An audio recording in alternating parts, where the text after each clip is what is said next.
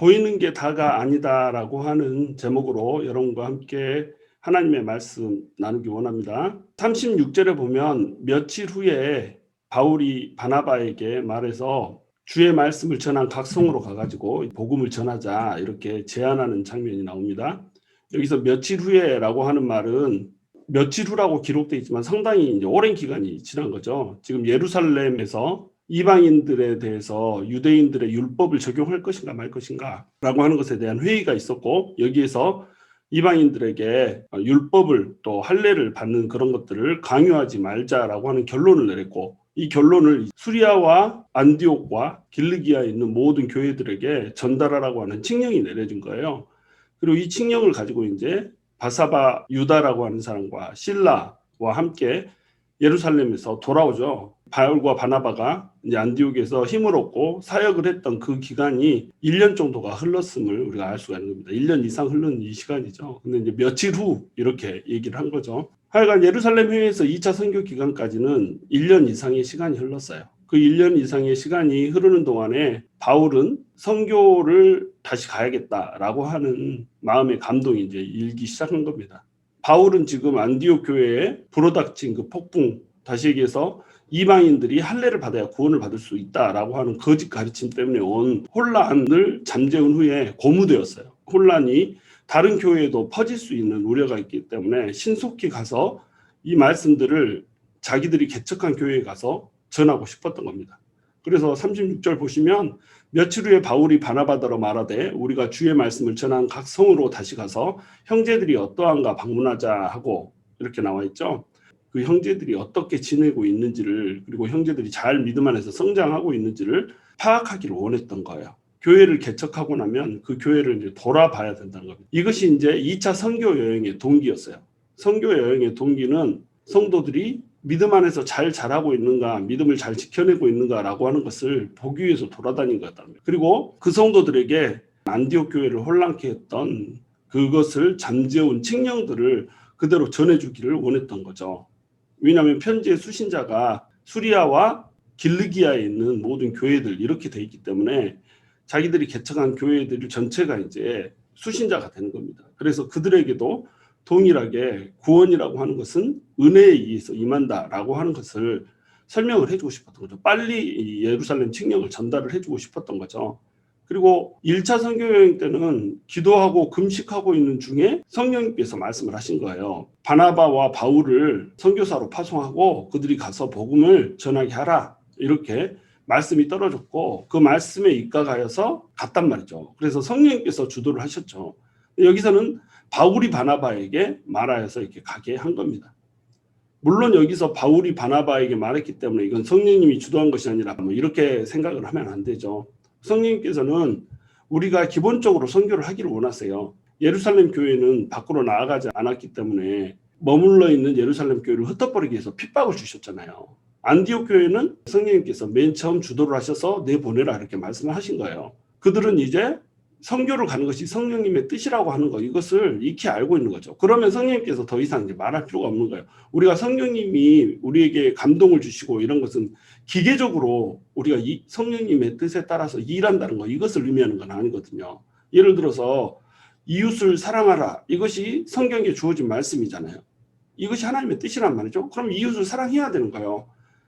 성령님이 그때그때 시각시각 막 너는 이웃을 사랑해라 이렇게 말씀을 주지 않는단 말이죠.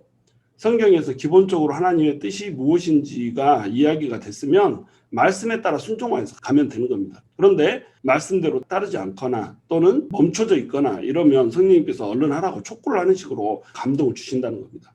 모든 것이 성령님께서 다 감동을 주셔가지고 매 순간순간 성령님께서 이렇게 해라 저렇게 해라 이렇게 하면 우리가 기계죠. 뭐 짜장면 먹어라, 짬뽕 먹어라 이런 것까지 성령님께서 말씀하지 않으신다는 거예요. 우리가 알아서 우리의 지성으로 결정을 하는 겁니다. 하나님께서는 그래서 우리에게 마음을 주셨고 그 마음이 하나님의 마음과 동일해지기를 원하는 거죠. 그래서 하나님의 마음으로 하루속히 개척했던 이 교회들의 이 영혼들이 어떻게 자라고 있는지 보기를 원했고, 또 이 영혼들이 흔들림 없이 신앙생활을 할 수 있도록 예루살렘에서 내렸던 그 칙령을 빨리 전달해주고 싶었던 거예요. 그러니까 이들의 2차 선교 여행의 동기는 뭐냐면 지금까지 개척했던 교회들을 돌아보자. 이 정도 수준이 지금 그들이 계획했던 선교 여행이었던 겁니다. 바울의 머릿속에는 지금 1차 선교 여행을 C자 모양으로 돌았다고 그랬잖아요. 오른쪽에 이제 지도가 나와 있는데 지도 보시면 이 C자 모양으로 쭉 선교 여행을 하고 돌아왔단 말이죠. 이 교회들을 방문하고 싶었던 거예요. 여기에 플러스 이제 길르기아에 자기가 개척했던 교회들 있잖아요. 그 교회들까지 포함해서 이렇게 다 돌아보고 안디옥으로 다시 돌아오는 이런 계획을 세웠던 거죠. 37절에 보시면 바나바는 마가를 하는 요한도 데리고 가고자 하나 바울은 밤빌리아에서 자기들을 떠나 함께 일하러 가지 아니한 자를 데리고 가는 것이 옳지 않다 하여 서로 심히 다투어 피차 갈라서니 바나바는 마가를 데리고 배 타고 구브로로 가고 선교를 가자고 제안을 했어요. 바나바도 흔쾌히 동의를 했죠. 그런데 문제는 마가라고 하는 요한을 바나바가 데리고 가고 싶어 했던 데서 문제가 발생한 겁니다. 선교를 가자라고 동의를 했는데 선교 가기 직전에 분쟁이 생겨버린 거예요. 마가에게 기회를 줄 것인가 말 것인가 이거 가지고 분쟁이 생긴 겁니다. 바나바는 마가의 삼촌이잖아요. 마가에게 또 다른 기회를 주고 싶었던 거예요. 그리고 마가를 어떻게 하든지 신앙 안에서 키우고 싶었던 거죠. 이게 이제 삼촌의 마음이죠. 자기 누나의 동생이니까 얼마나 애정이 있겠어요. 그래서 부잣집 도련님으로서 이렇게 매끄덩매끄덩하게 이렇게 사는 것이 아니고 정말로 불이 지펴져서 뜨겁게 헌신하는 이런 사람으로 만들고 싶었던 거죠. 그래서 바울에게 좀 데리고 가자 이렇게 얘기를 하는데 1차 선교 여행 때 마가라고 하는 요한이 도망을 가버리잖아요. 지도에 보시면 밤빌리아의 버가라고 하는 지역에서 비시디아 안디옥으로 올라가야 되는데 그 험한 산길을 올라가는 게 두렵고 고향도 그립고 혼자 고향에 남겨져 있는 엄마도 또 보고 싶고 뭐 이러니까 돌아가 버린 거예요. 이것을 바울은 용납을 할 수가 없었던 겁니다. 바울은 성교에 미친 사람이고 영혼에 미친 사람이었잖아요. 예수를 믿기 전에도 하나님에 대한 열심이 특심이었던 사람이란 말이죠. 열심이 특심인 사람에게 있어서 일을 하다 말고 돌아간다. 이거는 인정을 할 수가 없는 일이죠. 도무지 이해할 수 없는 일이라는 거예요. 근데 바나바는 성품이 따뜻한 사람이고 사람들을 이렇게 품어줄 줄 아는 사람이잖아요. 거기다가 마가 요한이 친척이었단 말이에요. 자기 조카였단 말이죠. 조카를 어떻게 그냥 내팽개칠 수가 있어요. 그래서 이 따뜻한 사람 바나바가 마가도 데리고 가서 마가를 좀 키우자, 일꾼을 키워야 되는 거 아니냐 이런 식으로 이제 설득을 했을 것이고 바울은 선교는 그렇게 쉬운 것이 아니다. 다른 것은 몰라도 선교만큼은 위험한 것이고 자기 생명도 바치고자 하는 헌신된 그 일을 할 수 있는 사람이 가야 되는 거 아니냐. 너도 이고니온에서 죽을 뻔했고 실제로 나는 루스드라에서 돌에 맞아서 피 찔찔 흘리고 기절까지 있었지 않냐. 그런데 어떻게 마가 같은 사람을 데려가서 선교 여행에 짐이 될 수 있냐. 개인적인 감정에 치우치지 말라. 막 이러면서 이제 얘기를 했을 거 아니에요. 그래서 이제 심하게 다툰 겁니다. 바나바는. 아니 크리스찬이 왜 그러냐. 기독교인은 좀 품어주고 사랑해주고 허물을 덮어주고 이래야 될 거 아니냐. 바울은 덮어줄 것이 따로 있지. 응? 선교 같은 중차대한 일에 어떻게 이런 나약한 사람을 데리고 가냐. 하나님의 일을 어떻게 개인 감정으로 말아먹으려고 드시냐. 막 이러면서 이제 싸움이 난 거죠. 그래가지고 서로 심히 다투어서 피차 갈라서게 된 겁니다. 그래서 바나바는 마가를 데리고 배 타고 구브로로 간 거예요. 마가는 구브로까지 가는 것까지는 괜찮았잖아요. 바나바의 고향이 구브로니까 삼촌이 태어난 장소고 자란 장소 구브로면은 마가도 이제 익숙한 거죠. 구브로까지는 1차 선교 여행에서도 괜찮았단 말이죠. 그래서 바나바는 마가를 데리고 가서 구브로에서 이제 선교를 하는 겁니다. 우리가 이 이야기를 할 때 바나바가 옳았는가 바울이 옳았는가 여기에 이제 많이 집중을 해요. 어떤 태도를 취하는 것이 옳은가. 지금도 비슷한 일이 생기면 사람들에게 똑같은 갈등이 생길 거예요. 아마 이것과 비슷한 일이 바울에게 나중에 또 생겼다면 아마 똑같은 갈등이 생기지 않았을까 이런 생각이 들어요. 사람마다 문제를 대하는 태도가 다른 겁니다. 같은 그리스도인이라고 하더라도 어디에다가 집중을 하느냐에 따라서 문제를 바라보는 관점이 달라질 수가 있단 말이죠. 그러니까 갈등이 어떻게 생겼는가, 누가 옳았는가 이것을 판단하는 것에 관점을 두는 것이 아니라 이 일을 통하여서 하나님께서 어떤 계획을 가지고 하나님께서 무엇을 주도하고 계시는가 이걸 우리가 볼 필요가 있는 거예요. 여기서 이제 개인적인 갈등을 우리가 어떻게 해결할 것인가, 어떤 태도를 취하는 것이 옳은 것인가 이것은 부수적인 것이고 이러한 개인적인 갈등을 통하여서 그 뒤에서 면면이 역사하고 계시는 하나님의 계획과 섭리라고 하는 거 이것을 우리가 볼 수 있는 눈을 가져야 된단 말이죠. 그래서 입체적인 시각으로 좀 보려고 그래요. 갈라디아서 2장 13절에 보면 남은 유대인들도 그와 같이 외식함으로 바나바도 그들의 외식에 유혹되었느니라 이렇게 얘기를 하고 있어요. 갈라디아서 2장 13절은 어떤 대목이냐면 안디옥에 이제 베드로가 찾아온 거예요. 그래서 안디옥에 이방인들하고 같이 식사를 하고 있는데 그때 때마침 유대에서 야고보가 보낸 사람들이 온 거예요. 야고보는 예수님의 동생 야고보인데 유대인의 전통에 굉장히 충실한 사람이었거든요. 그러니까 야고보가 보낸 사람들이면 이 사람들은 유대교의 전통에 굉장히 충실하고자 하는 이런 사람이죠. 이 사람들이 오니까 이제 베드로가 덜컥 겁이 났던 거예요. 아, 이것 가지고 또 책 잡히면 어떡하지? 한번 홍역을 또 치렀잖아요. 고넬료 사건 때. 그러니까 이제 도망가 버린 거예요. 그 자리를 피신해 버린 거예요. 아닌 척 해버린 거죠. 그런데 거기에 심지어는 바나바도 그들의 외식에 유혹돼 가지고 바나바도 그 자리를 피해 버린 거죠. 이때 바울이 엄청나게 화가 난 겁니다.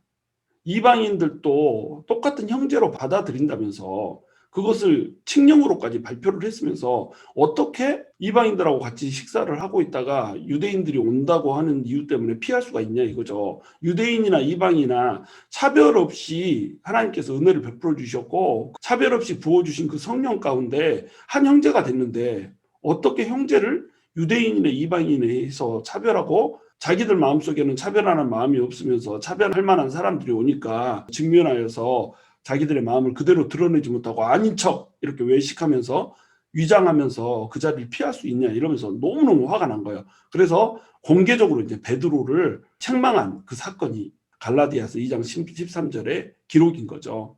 이때 바나바도 그들의 외식에 유혹이 됐단 말이죠. 그러니까 이미 선교 여행을 가자라고 하는 그 말을 하기 전에 바나바와 바울의 관계가 삐걱거린 거예요.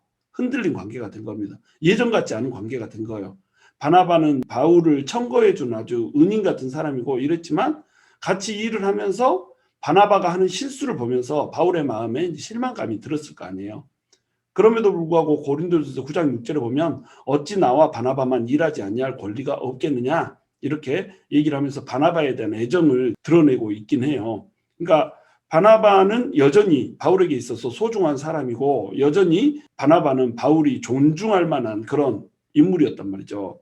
왜냐하면 다른 사도들은 일한 대가를 받았거든요. 사례비를 이제 받았던 겁니다. 그런데 바울과 바나바는 사례비를 받지 않고 자기들이 열심히 일해서 자기들이 일한 돈으로 먹고 살고 사례비는 고사를 했던 거예요. 왜냐하면 하나님의 복음이 전파되는 데 있어서 사례를 받는 것이 더 덜 유익했기 때문에 이들은 사례를 받지 않는 길을 선택했던 겁니다. 원래는 권리가 있는 거예요. 모든 사역자는 사례비를 받아야 될 권리가 있고 모든 사역자에게 교회는 사례비를 지급할 의무가 있는 겁니다. 왜냐하면 일하는 소에게 망을 씌우지 말라라고 얘기를 했거든요. 하나님의 일을 하는 사람에게 하나님의 일을 할 수 있도록 복지를 공급해 주는 거 이것은 당연한 의무라는 거예요. 그리고 사역자의 입장에서는 이것이 받아야 될 권리라고 하는 거죠. 그런데 복음이 잘 전달되게 하기 위해서 이것이 책 잡힐 만한 일이 되지 않고 사람들의 마음에 부담이 되지 않게 하기 위해서 바울과 바나바는 자기가 일해서 번 돈으로 먹고 살고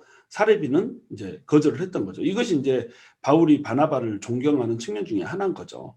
그래서 애정을 가지고 이제 얘기를 하고 있긴 하죠. 그러나 바나바가 외식한 이걸로 인해서 이미 이들의 관계는 삐걱거려진 예전 같지 않은 이런 관계죠. 그러니까 이들이 팀이 되어서 간다라고 하는 것이 예전 같은 그런 좋은 결과물을 얻지 못할 수도 있었다라고 하는 배경이 지금 비하인드 스토리가 있는 겁니다. 거기에 마가가 끼어든 거예요. 바나바가 마가를 데리고 가자. 마음에 별로 이렇게 좋지 않은 불편한 마음이 조금 남아 있는데 거기에 마가를 데려가자는 말이 쫙 들어오니까 이제 폭발한 거죠. 뻥 터진 거죠. 그런데 이 이면에 둘에 대한 성장 스토리가 들어가는 겁니다. 마가라고 하는 사람, 이 사람은 바울과 함께 선교 여행을 떠났다면 아마도 성장하지 못했을 수 있어요. 마가는 유약한 사람이잖아요. 도망의 일가견이 있는 사람.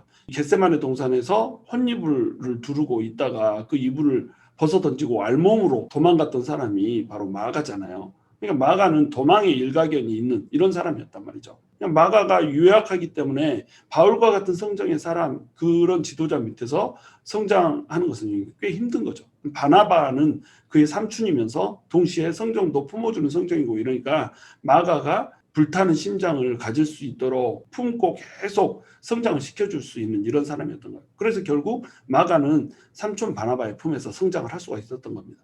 그리고 이제 바울도 마침내 성장한 그 마가를 인정해주는 이런 것이 나중에 나오죠. 디모데후서 4장 11절에 보면 누가만 나와 함께 있느니라 내가 올 때에 마가를 데리고 오라 그가 나의 일에 유익하니라. 디모데에게 편지를 하면서 디모데 네가 좀 와야겠다 이렇게 얘기해요. 바울 옆에 있던 사람들은 다 떠났어요. 데마는 세상을 사랑하여서 데살로니가로 가고 그 옆에 있던 충성된 일꾼들도 각자 자기의 사역지들을 다 찾아서 이렇게 가고 누가와 단둘이 이렇게 있는데 사역하는데 많이 이제 붙이는 거죠. 그래서 디모데에게 와달라고 요청을 하는 겁니다. 그때 마가를 데리고 오라고 그러는 거예요. 그가 나의 일에 유익하니라. 마가가 그만큼 성장했다는 거죠. 근데 여기서 이제 바울도 이만큼 성장했다라고 하는 걸로 이 말씀을 인용을 많이 하거든요. 처음에는 마가를 인정하지 않았지만 나중에는 마가를 데리고 오라. 바울이 나중에 이제 사랑이 많아져서 마가까지 품을 수 있었다. 이렇게 이제 많이 해석들을 합니다. 일견 맞아요. 근데 여러분 보세요. 마가를 데리고 오라. 그가 나의 일에 유익하니라. 이렇게 얘기한단 말이에요. 나의 일에 유익하기 때문에 마가를 데리고 오라고 한단 말이죠. 마가가 만약에 성장하지 못하고 유약한 상태로 남아 있었으면 어땠을까? 바울이 사실은 마가를 인정을 했기 때문에 마가를 데리고 오라고 하지 않았겠는가. 이게 저의 관점인 거죠. 바울의 성정은 열정 있고 뜨겁고 모든 것에 헌신하는 이런 사람, 자기 자신이 그런 사람이기 때문에 이런 사람을 이제 바란다는 겁니다. 그만큼 이제 마가가 많이 컸다라고 하는 것을 우리는 볼 수가 있는 거죠. 그러면 이 사건, 서로 찢어진 이 사건이 아니었다면 마가가 성장할 수 있겠는가라고 하는 것을 우리가 볼 수 있어야 된단 말이죠. 그러니까 이것은 누가 옳은가의 문제가 아니에요. 바울이 옳았는가, 바나바가 옳았는가 이 문제가 아니고 이 문제 뒤에서 역사하고 계시는 하나님의 큰 그림, 이것을 우리가 볼 수 있어야 된단 말이죠. 마가를 키워서 마가를 이후에 바나바뿐만 아니라 바울의 동역자로 세워내시고자 하는 이런 하나님의 계획이 있는 거죠. 그리고 베드로의 통역관으로서 열정적으로 일하면서 마가복음을 쓰고, 그러니까 마가는 이 일을 통하여서 성장한 이런 케이스인 거죠. 그리고 마가뿐만 아니라 바울에게 있어서도, 그리고 바울의 선교 여행 이후의 여행에 있어서도 하나님의 뜻과 계획과 섭리가 들어있다라고 하는 것을 우리가 발견할 수 있어야 돼. 이걸 발견하지 못하면 자꾸 바울과 바나바가 싸운 것 여기에다가 집중을 하게 되거든요. 이건 비본질적인 거예요. 이 두 사람이 분쟁해서 서로 찢어졌다. 이것은 비본질적인 거고, 이것이 찢어졌기 때문에 선교팀이 두 개로 갈라졌다라고 하는 그 유익이라고 하는 것을 우리가 못 보게 된다는 거예요. 40절에 보시면 바울은 신라를 택한 후에 형제들에게 주의 은혜의 부탁함을 받고 떠나. 바나바가 떠난 거하고 굉장히 좀 다르게 기술돼 있죠. 바나바는 화가 나가지고 그냥 훅 구브로로 배 타고 떠나버린 것처럼 이렇게 기록돼 있고, 바울은 신라를 택한 후에 파송 예배 같은 이런 걸 드리고 떠나는 이런 모습으로 기록돼 있죠. 바나바가 어떤 모습으로 떠났을지 우리는 알지 못해요. 왜냐하면 이후에 기록이 바울을 중점적으로 이제 기록을 하고 있기 때문에 그래요. 그러나 여기서 분명한 것은 바나바의 선교팀과 바울의 선교팀 두 개로 나누어져서 더욱더 많은 일을 할 수 있게 이렇게 되었다라고 하는 거, 이런 긍정적인 측면을 우리가 볼 수 있어야 된다고 하는 겁니다. 그러나 바울의 기록의 초점이기 때문에 바울에게 더 많은 분량을 할애하고 이후에 이제 바나바의 기록은 빠지는 거예요. 바나바의 기록이 빠졌다고 해서 바나바가 일을 안 한 것이 아니에요. 성경을 기록할 때 어떤 것에 초점을 두고 어떤 논점으로 기록하는가, 이것이 있기 때문에 바울을 중심으로 이제 기록을 하고 있는 겁니다. 바울은 바나바 대신에 실라를 파트너로 택해서 가게 돼요. 이 실라는 언제 만나게 되죠? 예루살렘 공회에서 안디옥으로 보내는 편지를 가지고 가는 사람이 두 사람이 있었는데 이 두 사람 중에 하나가 실라였죠. 바사바 유다라고 하는 사람과 실라라고 하는 이 두 사람이 안디옥 교회로 가잖아요. 그때 바울과 실라는 서로 접촉점이 생긴 겁니다. 실라를 가만히 보니까 괜찮은 사람인 거예요. 선교를 맡기에 충분한 이런 사람인 겁니다. 실라라고 하는 사람은 로마 시민권자였어요. 그러니까 이름이 두 개죠. 하나는 히브리식 이름인 실라라고 하는 이름을 가졌고, 또 하나는 로마식 이름인 실바누스라고 하는 이름을 가졌던 로마인인 겁니다. 그리고 이 사람은 예루살렘 교회의 인도자라고 나왔잖아요. 그리고 선지자라고 나왔단 말이죠. 그러니까 예루살렘 교회에서 어떤 중요한 직책을 맡고 있던 리더 그룹에 속해 있던 이런 사람이라는 거죠. 예루살렘 교회에서 리더로 일하고 있었다. 이 말은 사도 바울에게 엄청난 공신력을 줄 수 있단 말이죠. 사도 바울의 파트너가 예루살렘 교회에서 온 사람이란 말이에요. 그때 당시에 예루살렘 교회가 차지하고 있는 위치라고 하는 것은 매우 중요했잖아요. 예루살렘 교회가 기독교의 태동의 그 모태였고, 그렇기 때문에 예루살렘 교회의 결정이 전 교회의 결정이 되는 이런 시점이었단 말이에요. 그러니까 예루살렘 회의에서 이 중요한 문제를 다루고 이 문제에 대한 결정을 내려서 이방인들 교회에 편지를 보낸 식으로, 이런 식으로 일이 진행이 되는 겁니다. 그런데 신라가 예루살렘 교회의 리더다. 이 말은 어떤 말이에요? 돌아다니면서 바울이 복음을 전하고 또 바울이 편지를 읽어주고 전하는데 어떤 일이 있었는가, 그 편지를 만들기까지 어떤 과정을 겪었는가, 뭐 이런 거 물어볼 거 아니에요. 그러면 바울이 대답해 주는 것보다 신라가 직접 예루살렘에서 온 사람이기 때문에 직접 얘기해 주면 훨씬 공신력이 있을 거 아니에요. 그리고 사도 바울이 얘기할 때 당신은 예수님하고 같이 활동했던 그런 12 사도 중에 한 명은 아니지 않습니까? 뭐 이런 문제를 제기하더라도 예루살렘 교회에서 온 신라가 이 사람은 사도들이 인정한 사람, 공식적으로 사도들이 자신들이 전하는 복음과 똑같은 복음을 전하고 있고 예수님께서 사도로서 불렀다라고 하는 것을 12사도가 인정해 준 사람이라고 하는 것을 증명해 줄 수 있는 사람이란 거죠. 그러니까 신라가 제2차 선교 여행을 같이 바울과 가는 것은 하나님의 한수였단 말이에요.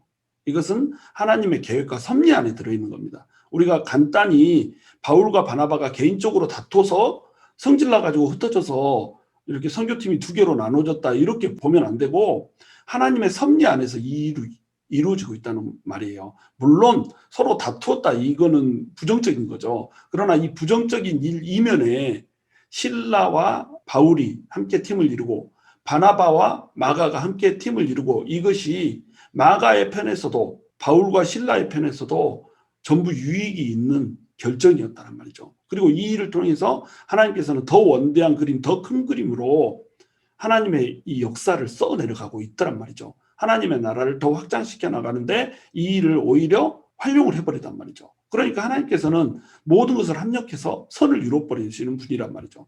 그리고 보이는 것이 다가 아니란 말이에요. 우리 눈에 보이는 것, 두 사람이 단순히 다퉜다 이것이 다가 아니고 이 이면에서 역사하고 계시는 하나님의 큰 그림이라고 하는 것을 우리가 볼 수 있어야 된단 말이죠. 하나님의 생각은 우리 생각과 달라요. 우리의 생각보다 훨씬 높고 우리의 생각보다 훨씬 깊다라고 하는 겁니다. 우리에게 나타나는 드러나는 모든 부정적인 일들, 우리가 이런 일들이 왜 일어났을까라고 하는 이 일들 이면 속에서도 하나님께서는 그것을 이용해서 하나님의 역사를 써내려 버린단 말이에요. 그러니까 우리 하나님이죠. 그러니까 우리의 실수, 우리의 실패 이런 것까지도 하나님께서는 하나님의 뜻대로 조작하고 이용하시고 컨트롤하셔서 하나님의 나라에 그것이 활용되게 해버린다는 거예요. 그러니까 하나님께서 그런 약속을 하신 겁니다. 너희를 고아처럼 내버려 두지 않고 세상 끝날까지 너희와 함께하리라. 심지어는 우리의 감정, 우리의 결정, 우리의 태도 이런 것까지도 하나님께서는 붙잡고 하나님의 손 안에서 선하신 하나님의 뜻이 이루어지게 이렇게 활용을 해버리신단 말이죠. 그리고 신라는 예루살렘에서 보내는 그 칙령의 편지에 이름이 기록된 사람이잖아요. 그러니까 얼마나 공신력이 있어요. 퍼소나 그라타란 말이죠. 선호 인물이란 말이에요. 이방인들이 이 사람하고 이렇게 환영하는, 어디 가도 환영하는 이런 인물이란 말이죠. 그리고 이 사람 로마 시민권자였잖아요. 지금 이 사람들이 선교를 하고 있는 곳이 어디예요? 전부 로마 제국이잖아요. 로마 제국인데 로마 제국에서 선교를 하다 보면 엄청난 위험이 있잖아요. 돌에 맞고 끌려가고 옥에 갇히고 이런 위험들이 있는데 이런 위험 가운데서 로마 시민권자가 보장받을 수 있는 안전이라고 하는 것은 굉장히 컸단 말이죠. 그러니까 선교에 가장 유리한 신분이 뭐겠어요? 로마 시민권자라고 하는 신분이라는 겁니다.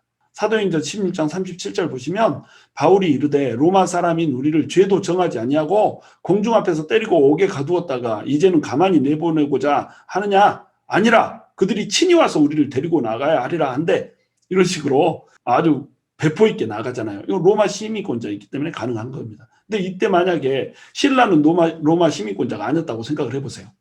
바울만 로마 시민권자였다라고 생각해 보세요. 그러면 바울은 로마 시민권자니까 풀어주고 신라는 로마 시민권자가 아니니까 넌 뭐야 로마 시민권자도 아닌 게 이렇게 해서 옥에 가둬둬 버리면 바울 혼자 돌아다녀야 되잖아요. 그러니까 이 선교를 하나님께서 주도를 하시고 하나님께서 가는 방향도 주도를 하시면서 하나님 안에는 이런 일들이 생길 것이라고 하는 것을 이미 다 알고 있는 거죠. 그러니까 로마 시민권자 둘이서 선교를 하고 돌아다닐 수 있게 이렇게 만들어 놓으신 거죠. 41절에 보시면 수리아와 길리기아로 다니며 교회들을 견고하게 하니라. 원래 사도 바울의 선교 목적은 개척했던 교회들을 돌아다니면서 교회들을 견고하게 하는 것, 교회들을 돌아보면서 교회들을 위로하고 도전하고 격려하는 것, 이것이 2차 선교 여행에 바울이 세운 목적이었단 말이에요. 그래서 C자 모양으로 1차 선교 여행이 진행됐기 때문에 C자 모양으로 선교 여행을 했던 그 장소들을 다 돌아보고 싶었던 거죠. 구브로 섬도 가고 버가도 가고 안디옥도 가고 이고니온도 가고 루스트라도 가고 더베도 가고 이렇게 하고 싶었던 거예요. 그리고 자기가 예전에 교회를 개척했던 다소도 가고 이렇게. 편지에 예루살렘에서 보낸 그 칙령의 수신자가 누구였어요? 수리아 지방에 있는 모든 교회들이었고 길르기아 지방에 있는 모든 교회들이 있잖아요. 그러니까 수리아 지방에 있는 교회들을 쭉 다 돌고 또 길르기아 지방에 있는 교회들을 다 돌고 이렇게 돌아다니면서 견고하게 한 거예요. 이렇게 견고하게 하다 보니까 이제 어디까지 가야 되겠어요? 자기들이 돌았던 1차 선교 여행지를 다 돌고 싶었던 겁니다. 그런데 구브로라고 하는 곳은 이미 바나바가 갔잖아요. 1차 선교 여행 때는 구브로로 배를 타고 가서 다시 구브로에서 배를 타고 버가로 올라가서 이렇게 선교 여행을 갔단 말이죠. 배를 타고 가는 여행이 있단 말이죠. 그런데 이번에는 구브로에 바나바가 이미 갔기 때문에 배를 타고 여행을 갈 필요가 없었던 거예요. 그냥 안디옥에서 바로 수리아 지방을 돌고 다소 지방을 방문하고 이렇게 갈 수가 있었던 겁니다. 그러니까 둘이 싸워서 다퉈서 흩어졌지만 다퉈서 흩어진 것 때문에 구브로에 바나바가 가고 바울은 다소 지방으로 가고 이렇게 해서 일이 분담이 돼버린 거예요. 자동으로. 다소는 바울의 고향이잖아요. 구브로는 바나바의 고향이고 서로에게 친숙한 곳으로 나눠져서 선교를 가게 되면서 원래 세웠던 그 계획대로 지금 진행이 되고 있는 겁니다. 그래서 지금 바울은 배를 타고 가는 여행이 아니라 육로를 타고 가는 여행길을 택하고 있는 거예요. 다소도 들러야 되니까 수리아, 다소 이러고 나서 나중에 이제 더베, 루스트라, 이고니온, 안디옥 역순으로 가면서 이제 도는 거예요. 버가까지 이제 갔어야 될 텐데 소아시아에서 복음을 전하는 거 이것을 성령님께서 나중에 가로막아 버려요. 그래가지고 나중에 마게도니아 환상을 보여주잖아요. 마게도니아 환상을 보여줘서 유럽으로 넘어가게 한단 말이죠. 터키도 지금 유럽이지만 이때는 소아시아라고 불렀어요. 아시아였단 말이죠. 여기에서 복음을 전하고 싶었죠. 바울은. 그런데 여기에서 복음을 전하는 것을 하나님이 계속 가로막는 겁니다. 성령님께서 길을 열어주시지 않는 거예요. 그러면서 마게도니아 환상을 보여주고 유럽으로 보내시는 겁니다. 그냥 바울의 계획은 뭐였어요? 지금 현재 터키 지방, 다시 얘기해서 소아시아 지방에서 복음을 전하고자 했단 말이죠. 갈라디아와 비시디아 지방에서 복음을 전하고자 하는 거, 그리고 돌아오는 거, 이것이 바울의 2차 선교 여행의 계획이었어요. 그런데 하나님께서는 어떤 계획이 있어요? 유럽까지 그리스 지방, 마게도니아가 그리스의 일부잖아요. 이 그리스의 지방까지 복음을 전하고 돌아오게 하는 거, 이것이 하나님의 계획이었단 말이죠. 그러니까 바나바와 바울이 다투고 헤어진 이것으로 인해서 하나님께서는 유럽으로 복음이 향하게 하는 그 놀라운 하나님의 계획을 지금 가지고 계시는 겁니다. 이 여행길에 실라라고 하는 로마 시민권자가 필요했던 거예요. 그러니까 실라를 지금 바울에게 붙이시고 마가는 또 세워서 나중에 써야 되고 성장을 시켜야 되니까 바나바의 품에 붙이게 된 겁니다. 단순히 두 사람이 감정적으로 대립해서 싸운 문제가 아니란 말이에요. 이것은 하나님의 놀라운 섭리와 계획 가운데서 이루어지고 있는 일이란 말이죠. 우리의 계획은 언제나 미시적이에요. 우리의 계획은 언제나 단시적이에요. 눈이 짧아요. 그런데 하나님의 계획은 언제나 거시적이죠. 그리고 하나님의 계획은 언제나 장기적이죠. 지도에 보시면 화살표가 빨간색으로 표시되어 있는 것이고 녹색으로 표시되어 있는 것이죠. 빨간색이 바울의 계획이었어요. 근데 이 녹색이 하나님의 계획이었단 말이죠.